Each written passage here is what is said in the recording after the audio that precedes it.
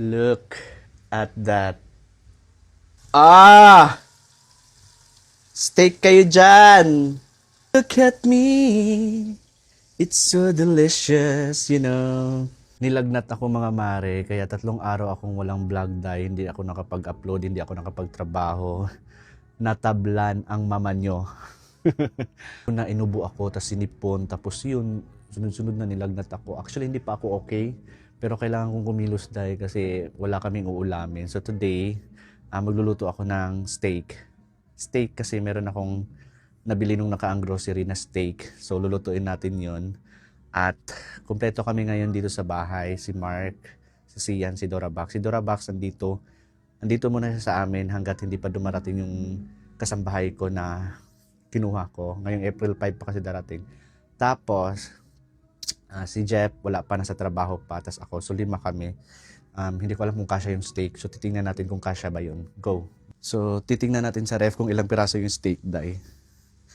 Kasi feeling ko, hindi siya kasya sa amin.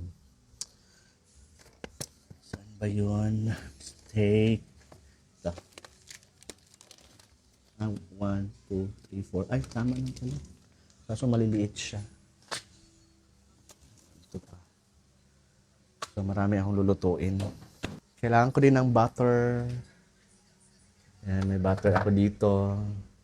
Kailangan ko ng salt at rosemary. Ayan, may rosemary ako mga mare. Magbubukas tayo ng bagong salt, asin kasi wala na yung asin ko. Puro tigas na. Ayan o. So ayan, kumpleto na tayo ng ingredients mga mare. Meron akong rosemary, paminta, at saka butter, salt. Marami akong lulutuin kasi marami kami dito sa bahay ngayon. So nabili ko lang to sa halagang 199. Ang mura no, 199 ilang piraso na. Kaso maninipis lang siya. Let's open the steak.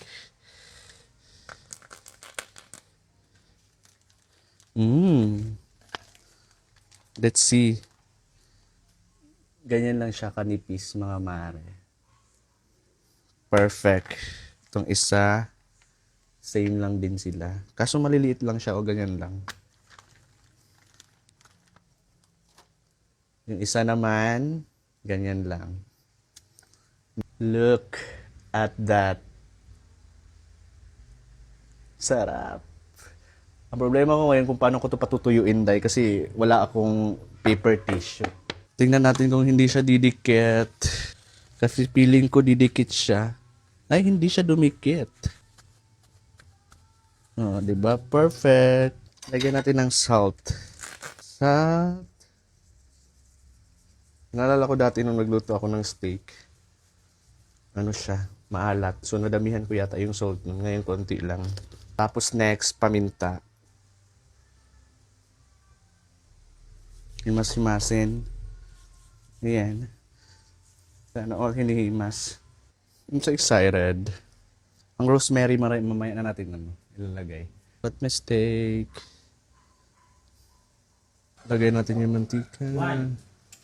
Yeah. The moment of truth.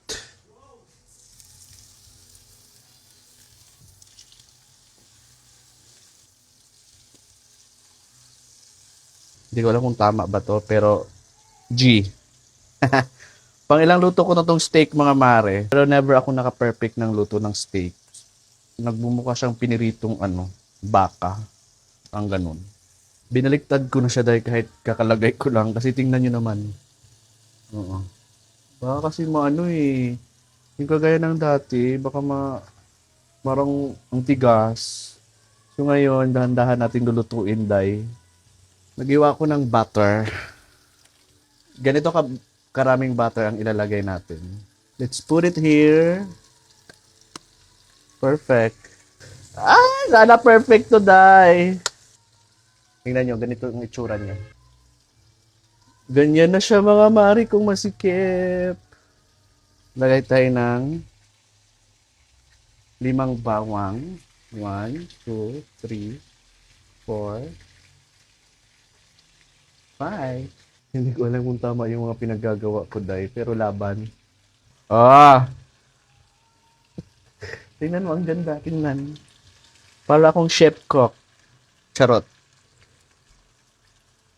Mabango, tol. Tol. Bango, tol. Ang bango nga.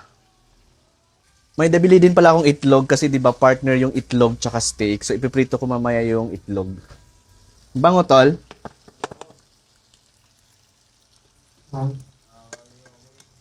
Last ko na talagang baliktad, promise. Try ko nga. Ay, hindi pala. Maano pa sana? Malambot pala, oh. Kuha tayo ng konti. Di nakatiis, no, tinikman. Peste. Inita. Feeling ko tama na siya. Tingnan nyo, oh. Ganyan lang siya. Medium rare. Charot.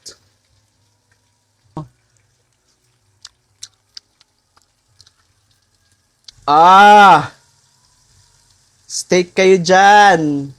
Ito na yung, well done. Ano ba yan? Well done o medium rare? Ano ba yan? Wala namang dugo na sa ilalim eh. Lagay natin tong last. Kaya naman siguro 4 dito. Tingnan ko nga. Hindi. Ay, ano siya? Wala nang dugo talaga. Look at me. It's so delicious, you know. Pangalawang lagay ko. Perfect.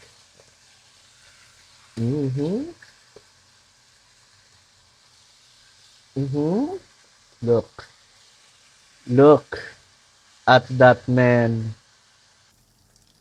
Ayan. Perfect na yan. Ito parang well done talaga to. Yung pagkaluto ko.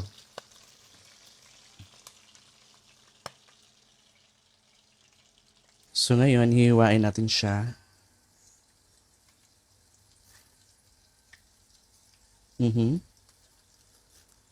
Tamang-tama lang siya. Hindi siya matigas. Hindi rin malambot.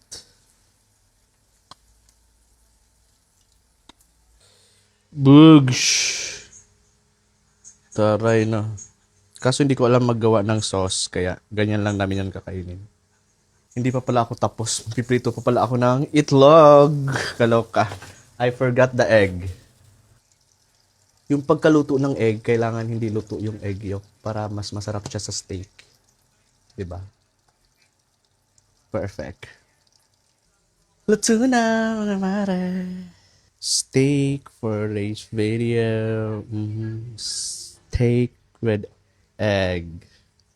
Perfect. Wow, naka-steak si bakla. With egg. Okay, sige na. Sakit ang batok. Sakit ang batok. Ay, vlog na naman si Anye. Wow. Kain. Sasabi ko ko. Lumipas ka na labakan. Nakita kong sinaksak niya ng malaking kakaibang metal na kutsilyo. Ipapaka ako, ba't kutsilyo? Basta, sabihin na natin hindi natin yung detective, pero sigurado isa siya sa kanila. Sige na. I-record ko ang usapan natin.